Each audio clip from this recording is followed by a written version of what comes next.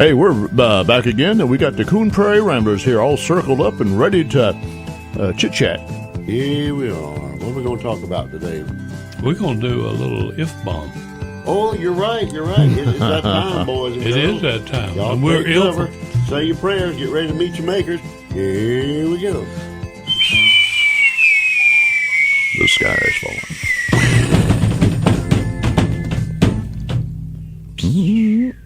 Well, we made it through that one. Goodness. Barely. Barely. So what's the F-bomb there? Barely, I say unto you. If you had to name a movie or a book that had a significant impact on your life in some way, what would it be and how so? Or why so? Is Well, that a word? When I was a little bitty boy, When I was a little boy. and the devil called my name. I read the book Kon-tiki by Thor Heyerdahl. Yeah. Yeah. Kon-tiki. You know, he had the theory that the Polynesian islands were populated from the natives from South America as opposed from the Far East. Okay. And his theory was that they built a raft and they floated across some 5,000, thousands of miles over to the Polynesian islands and started populating it. But his theory was they came from Peru or Chile or somewhere like that. Wow. And so I read that, and that got me. I spent a lot of time thinking about that afterwards, after I read the book, and I started drawing A raft. a raft. Really? Yeah. Did you read Huck Finn, too? That might have made you want to do that as well.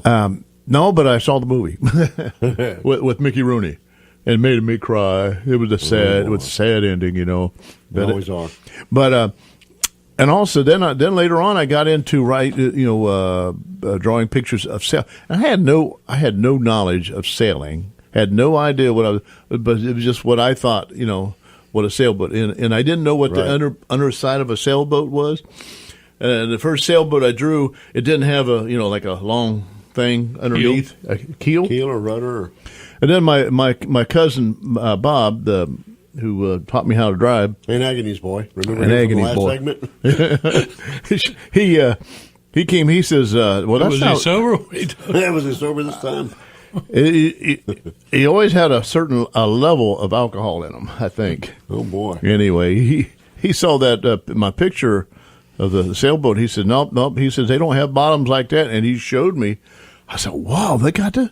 I was amazed. So then all my sailboat, and I would draw it like what the inside of it looked like, and how it would be divided. Had a kitchen over here, and I drew it kind of like a house. Kitchen on a boat. But I kitchen didn't on a know. boat. I didn't know. It's a galley. A galley. Okay, a galley. And I didn't know those terms. I just drew a drawing from what I thought it would be. There's no bedrooms on there either. or bathrooms. There's no bathrooms. You knew that, right? Yeah. Yep. Well, they're There's a term for everything. The head and the... Yeah. I didn't learn those terms until I went to work for the Penn Central Railroad, and they called them something different than that. Goodness. How about you, Casey? Well, two books that really struck me when I was a kid. One of them was The Old Man and the Boy. And it's not The Old Man in the Sea, and had nothing to do with Ernest Hemingway. It was Robert O'Rourke. And he wrote a lot of outdoorsy, hunting type books. And it was just about the relationship between this old man and his grandson, and them going out hunting and all, and, gaining from that knowledge that his grandfather had. Was it a true story or fiction? Yeah, basically, it was. This sounds like a good book to read. It is. If you ever get a chance, find the book. The Old Man and the Boy? Yeah, it's Robert O'Rourke. He's died now. O'Rourke. Now it's called R-U-R-K. The Dead Man and the Old Guy. Yep. He wrote many books. The sequel.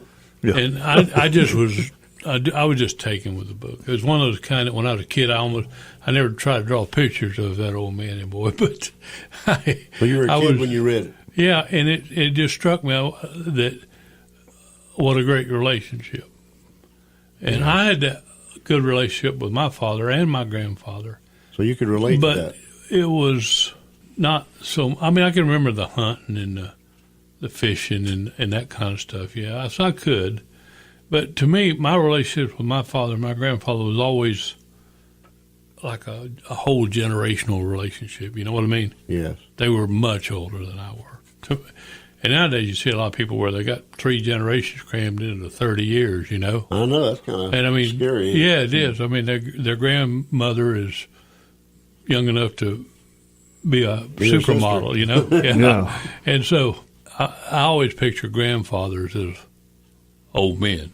That's right, looking like old men. That's I supposed never to. picture grandfathers as a young guy in a sports car. I mean, I picture Dying an old his man. hair and out chasing women. No, I still. picture him as a old, settled down man that has all this knowledge that he's accumulated. He's wizened and grizzled. And he'd and like to give all those it good to things. you if you would listen to him and you'd just sit down and pay attention to some of the things Got a he lot had of wisdom to to say. pass on, but nobody ever asked for And it. I did. I tried to, but I'm not going to say it all sunk in, but a lot of things did. But It'll come back to you in different ways. another book that I really liked was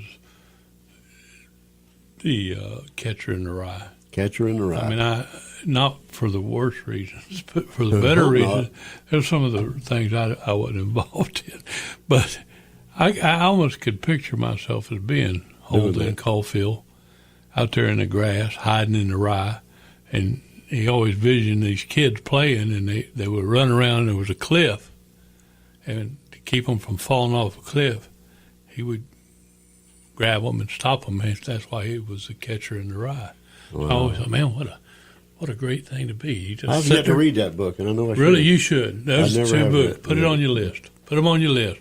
Catcher in the Rye. The Old Man and the Boy. Yeah. But it was good. And kon-tiki. Kon-tiki, yeah. Kon-tiki. But I never drew pictures of the old boys laying out there in the rye. I wasn't quite that taken. The Stalker. Well, I'm not an artist, so I could actually visualize being that kid out there, you know. What about you, Brother Luke? I think a book called Blue Highways probably affected me more than most any. It was written by a man named William Least Heat Moon. He's Native American. He was a teacher somewhere in the Midwest or whatever, and sometime I think in the early 70s he got disillusioned with America, what it was becoming, and so he quit his job and got in his van, which he equipped to live in. He called it Ghost Dancing is what he named his van. And he went to the outer perimeters of the United States and rode all the way around, and he only took back roads. Back in the old days, That's on cool. the maps, the back roads were the blue ones back then, so that's why he called it Blue Highways. Oh, that's And he neat. stopped in all these little bitty towns that had funny names, and he would ask them how the How the town na- got its ah. name, and he'd find these old people playing checkers or sitting in the general store and just talk to them and get stories from them. And he would take pictures of them. These people nobody ever heard of. And when he made that circuit all the way around, he had and met all those people that were out there still living the Americana dream out there. He had restored his faith in America. So he wrote this book about his travels, and he described all them people, and he put pictures of these people that nobody even knows who they are. I mean, he identifies them, but they're not famous. And he's got pictures of these people and the places he went. He's got a map of where he went, and he talks about, he could describe the landscape really good, architecture. He was really good at doing all that. And when he came back, he got his job back and lived happily ever after. But That sounds like something I would like. it's something that, and I've had. This is my third copy of that book I have. I've loaned the other 2 out, and I didn't get them back. He wouldn't give them back. They're that good. And I finally had to order another copy, and I got it at the house. And I would trust you to borrow it if you want to look at it. But it's a really good book. But I was explaining this at Brew Crew one day, talking about books or whatever. And we have a young editor at the newspaper named Lex. He's only 25, and we were talking about books, and I told her or everybody sitting there what I just said. She goes, "I read that. I hated it. I couldn't stand it or whatever." I said, "Why not?" Because I just couldn't relate to it. It wasn't very good or whatever. And that bothered me. And I didn't say anything back to her, and I thought about it after I went home, whatever. Then it hit me what was different. It didn't affect her because she's 25 years old. We can relate to the America that guy was growing up in, and the disappointments he had, because we knew what it was like before it ever got as bad as it did in the 70s. So we could really relate to that, and she couldn't. So I think that's the reason she didn't like it.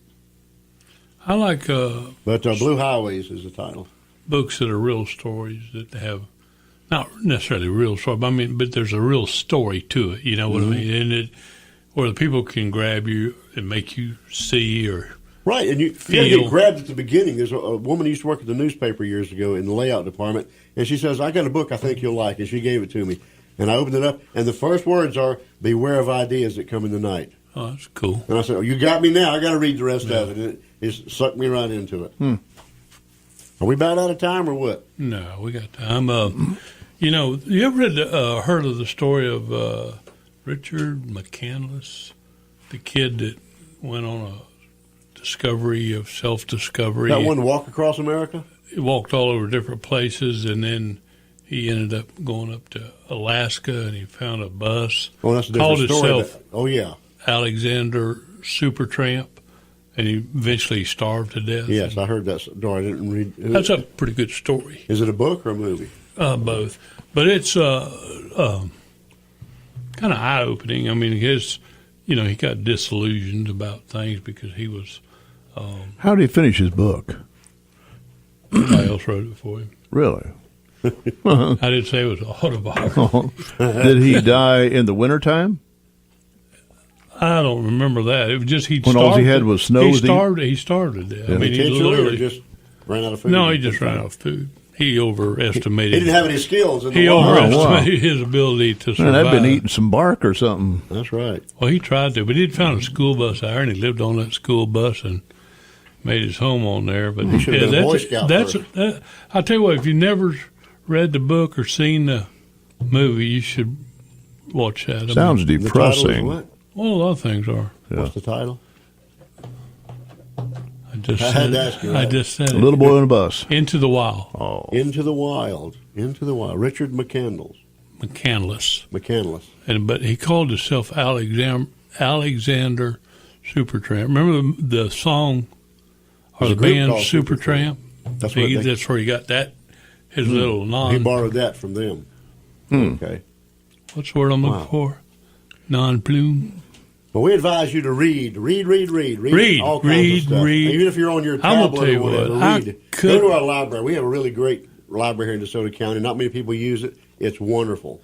So I couldn't begin to tell you the number of books I have read in my life. we're going to have to revisit this. Let's talk do it. about books another time. Let's come back next Monday. And talk about books? Talk about whatever. We could have like the book of the week or something we could talk about and promote. Okay. All right. Well, we're down to just a few seconds here, so we're going to have to make like a cow patty and hit the trail. Yee-hoo. All right, Brother Kenneth, what is our frequency? 1480 AM on your radio dial, WFLN, Arcadia's News and Information Network. Yeah. You stole my sign. Oh.